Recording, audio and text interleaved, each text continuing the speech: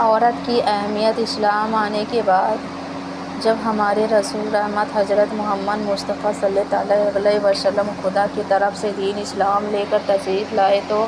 دنیا بھر کی ستائی ہوئی عورتوں کی قسمت کا ستارہ چمک اٹھا اور اسلام کے بدولت ظالم مردوں کے ظلم و ستم سے کچلی اور رنجی ہوئی عورتوں کا درجہ اس حد تک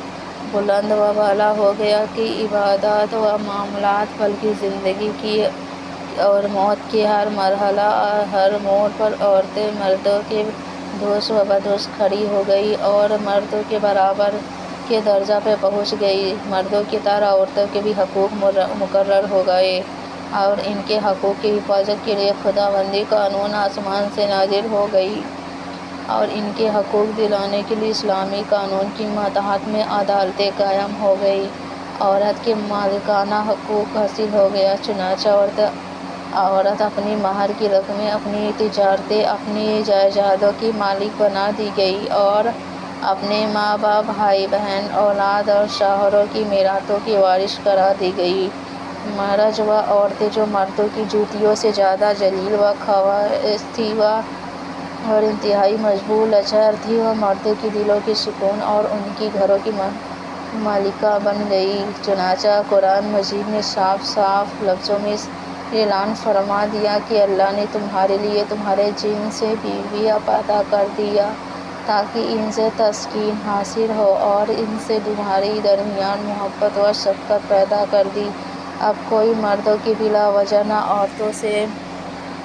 عورتوں کو مار پیٹ سکتا ہے، نہ ان کو گھر سے نکال سکتا ہے، نہ کوئی ان کے مال و اسباب و جانوروں کو چھین سکتا ہے، بلکہ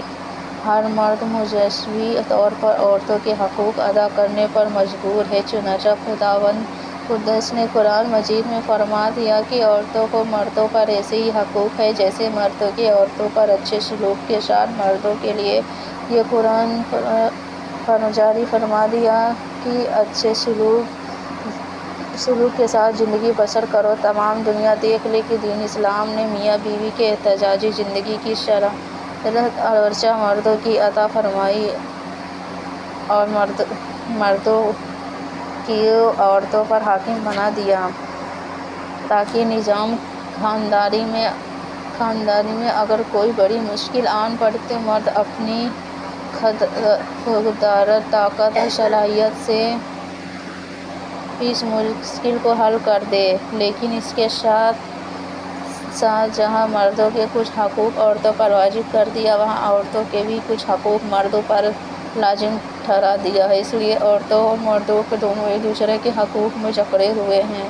تاکہ دونوں ایک دوسرے کے حقوق ادا کر کے اپنی احتجاجی زندگی کو سرگرمیاں و مسجد کی جنت بنا دیں اور نفاق و شقاق اور لڑائی جھگڑے کی جہنم